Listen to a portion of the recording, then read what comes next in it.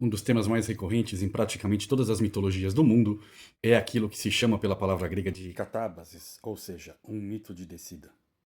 Um dos esquemas narrativos mais universais, mais recorrentes na experiência humana e na sua tentativa de explicar quem é o ser humano e de que forma ele se conecta ao todo. No mito de descida, nós temos uma figura central, que é um herói, uma deusa, um deus, uma divindade, que atravessa um limiar e desce ao mundo dos mortos, desce às profundezas da Terra, ou uma dimensão simbólica de desordem, no sentido, né, do caos, onde há dor, onde há desintegração da realidade. E a função desses mitos é expressar de uma forma bem arquetípica, de uma forma bem sintética e simbólica, a ideia de que é preciso descer às profundezas de si mesmo para que haja uma verdadeira transformação. Nós vamos falar aqui de alguns exemplos encontrados nas mitologias do mundo.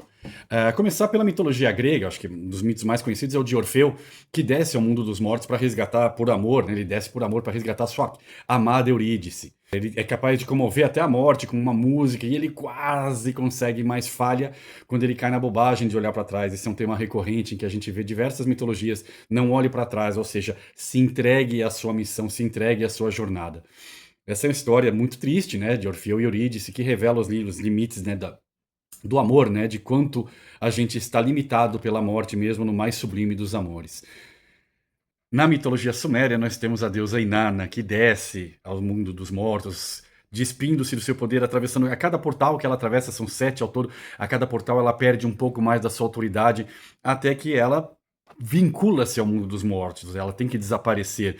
E para poder retornar, ela tem uma substituição, uma outra deve ocupar o seu lugar. É uma jornada que expressa a morte, a transformação e o custo de retornar quando se mergulha nas profundezas. Na mitologia germânica, nórdica, nós temos Wotan, Odin, que realiza uma descida sacrificial simbólica, quando ele se pendura na árvore do mundo, o eixo da realidade, né, o Axis Mundi, que é Yggdrasil, e ele se pendura ali por várias noites, e através do sofrimento de ali estar pendurado, ele atinge uma iluminação intelectual, uma iluminação espiritual, que se concretiza, que se materializa no conhecimento das runas. Então ele desce não para salvar os outros, mas para obter uma sabedoria que a partir dela vai possibilitar a salvação dos outros. Outro mito grego bastante conhecido é o de Hércules. Um dos seus últimos, na verdade, o seu último trabalho é justamente descer ao mundo dos mortos e enfrentar e dominar Cérbero, o grande cão guardião do Hades. E ele retorna vitorioso, provando ali a sua força, a sua capacidade. É uma jornada de conquista, uma jornada tipicamente heróica, mas que não necessariamente redime a morte. Para sair um pouco das mais conhecidas, nós vamos para o Japão, mitologia japonesa, onde nós temos Izanagi, que desce até Yomi para resgatar a sua amada esposa. E quando Orfeu, em busca de Eurídice, Izanagi vai atrás de Izanami. Só que quando ele chega nos domínios da morte, ela já está corrompida, ela já está desfigurada e ele foge então horrorizado. Só que para voltar ele precisa se purificar, revelando então um mundo onde a morte é definitiva e irreversível. Os mitos de descida não são um simples deslocamento espacial de A para B, mas sim uma travessia simbólica, uma travessia ontológica, cheia de significado, na qual o protagonista ele tem que abandonar a ordem do mundo conhecido, da realidade na qual nós vivemos, e confrontar aquilo que ameaça a própria existência, ou seja, a morte, o esquecimento, a perda, o sofrimento na sua forma mais radical, na sua forma mais objetiva e clara. Estamos aqui nos domínios da jornada heróica de Campbell, uma das suas mais significativas frases, justamente para explicar a essência da jornada do herói, é a motivação, às vezes inconsciente, que leva o herói adiante. E a frase dele é: a caverna que você teme entrar guarda o tesouro que você procura. A lógica da descida é essa: você tem que encarar um medo, você tem que encarar uma situação absolutamente adversa e assustadora para poder, então, desempenhar essa sua função na jornada e atingir o que quer que seja, o resgate do amor, a cura, ou mesmo uma evolução pessoal nas mais diferentes tradições. É um padrão que se repete mesmo com uma notável consistência. Então vamos lá, primeiro nós temos um chamado, né, uma ruptura, algo que força a descida, algo que nos desloca, a perda de alguém querido, a busca por conhecimento, o desejo de poder, a necessidade de se redimir, e nos leva então à travessia de um limiar, o herói que está em jornada, ele vai cruzar uma fronteira, seja um rio, um portão, uma caverna, vários portais, marcando a entrada, então a saída dos domínios conhecidos e a entrada no domínio do irreversível, do que é domínio dos deuses, do que é eterno, do que é, portanto, fora da nossa realidade. Nesse processo vai haver ou uma prova, né, uma provação, ou um despojamento. A gente vai perder a identidade, vai perder poder, vai perder segurança, vai perder aquilo que é o conhecido. Em muitos desses mitos, o protagonista ele se despe mesmo daquilo que o define. Em alguns casos, como Inanna, vai perdendo a coroa, o colar, a tiara, as vestes, e em outros ele é despido do próprio corpo. Há uma decomposição nesse processo de descida. Terminada esta descida, nós vamos ter o confronto com a sombra, com o mais profundo do adversário, da morte, do que é não vida. Esse encontro com essa realidade última, por vezes é personificada na imagem de um antagonista, mas ele nos revela sempre os limites da condição humana. E é ao deparar-nos com esse limite que nós podemos retornar, ou então falhar. Quando o retorno ocorre, ele nunca é neutro, nunca é assim, ok, eu tentei, mas não deu certo. Alguma coisa foi conquistada, mas alguma coisa foi perdida de forma definitiva. Mas sempre vale a pena. Vou buscar aqui a sabedoria de Carl Gustav Jung, quando ele fala o seguinte: não nos tornamos iluminados imaginando figuras de luz, mas sim tornando consciente a escuridão. Ou seja, eu tenho que fazer contato com o escuro, com o que há de tenebroso, de assustador, de não conhecido, de subconsciente, de inconsciente, de sombrio, para poder integrar. O processo de integração junguiana é justamente isso. E os mitos de descida são esse convite divino para uma evolução, para uma transformação. É claro que dá medo, é claro que exige ousadia, mas vamos citar aqui mais um grande filósofo, o dinamarquês Søren Kierkegaard. Ousar é perder o equilíbrio momentaneamente. Não ousar é perder a si mesmo permanentemente. Para falar de simbolismo, a gente vai convidar de novo o Mircea Eliade, o romeno estudioso das religiões, que vai trabalhar a questão do simbolismo, dizendo o seguinte: os mitos de descida não são meras histórias, mas sim estruturas de sentido que expressam experiências fundamentais da existência humana. Um mito de descida vai sempre representar uma crise que é necessária para a gente se transformar, para ocorrer o processo de transformação. É o encontro com a sombra, com o oculto, com o abismo, com o negativo diante da nossa realidade.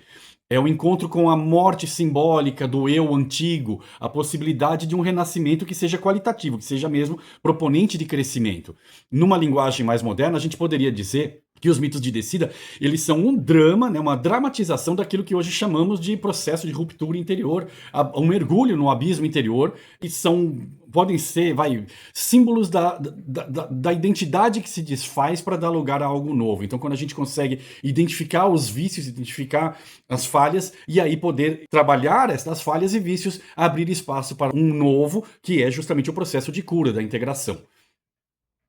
Mas vale lembrar que nem todos os mitos de descida são redentores, nem todos trazem cura. Alguns terminam em fracasso, como o trágico mito de Orfeu, outros exigem uma substituição, como o mito de Inanna, outros ainda resultam apenas em mais conhecimento, ainda que seja muito importante, mas não necessariamente de salvação, que é o mito de Odin. Esses diferentes níveis de sucesso, vamos dizer assim, dos mitos de descida, mostram que a descida vai sempre transformar, mas não vai garantir essa redenção, essa cura profunda. E é aí que a gente vai ter um mito de descida mais radical, aquele que encapsula todos os demais, propondo uma cura, propondo uma abordagem que seja de fato redentora. E esse mito é conhecido como The Harrowing of Hell, ou o saque do inferno. O saque no sentido de saquear, a invasão do inferno, a conquista do inferno.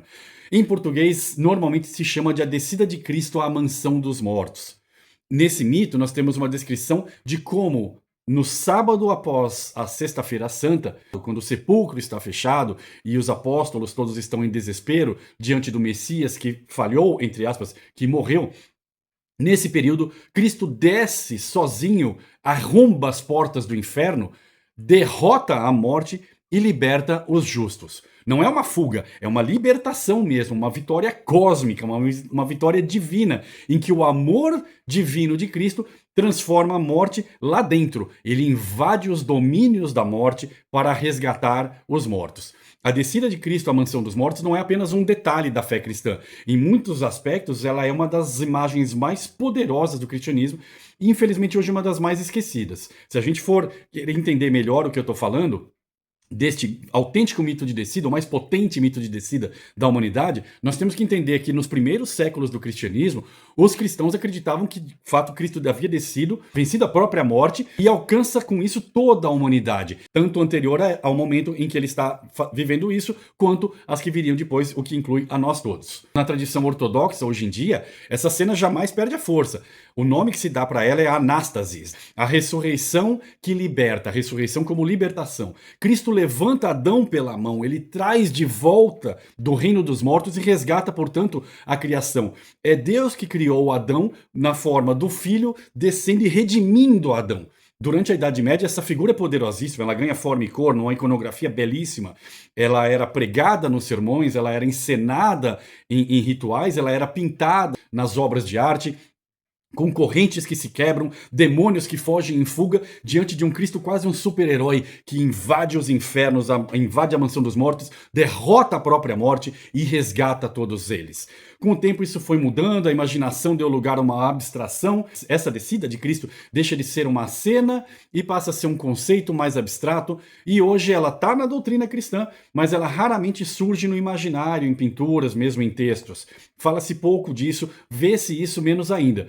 E isso é muito importante, porque num mundo em que nós estamos perdendo o contato com os símbolos, e o trabalho que eu venho desenvolvendo aqui é justamente para que a gente volte a trabalhar o simbolismo dos mitos, tanto de outras culturas quanto na sua forma mais plena, que é o mito cristão, nós temos que buscar essa fé simbólica, no melhor sentido da palavra, uma fé que fala sem palavras, que nos mostra a realidade através desse simbolismo mítico, para que a gente resgate aquilo que se perdeu no caminho.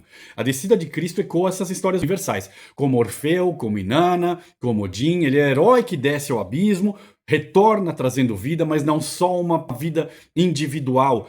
Aqui nós estamos falando dessa lógica mítica, desse simbolismo levado ao seu extremo. A descida de Cristo à mansão dos mortos não é pessoal, ela é universal. Não há falha, não há negociação, não há uma substituição. A morte ela não é apenas visitada ou confrontada, ela é derrotada, ela é vencida no seu território.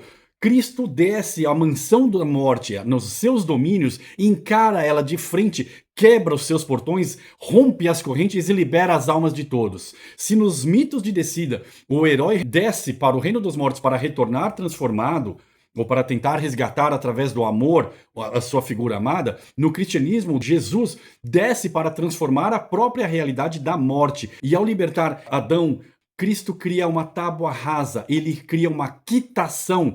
Daí a expressão tetelestai, que é usada por ele, está consumado. Esta expressão, no grego, ela é usada para dizer está quites, está quitada, a dívida não existe mais.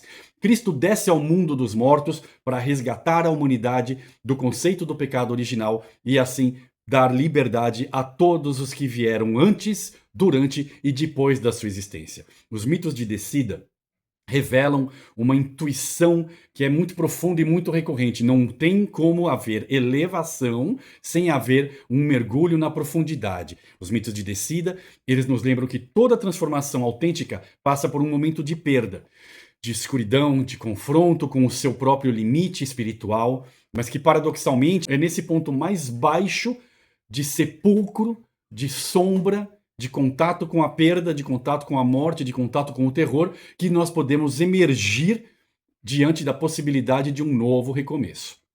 Frase final de Joseph Campbell. Disse que nenhuma árvore pode crescer até o céu sem que suas raízes não alcancem o inferno.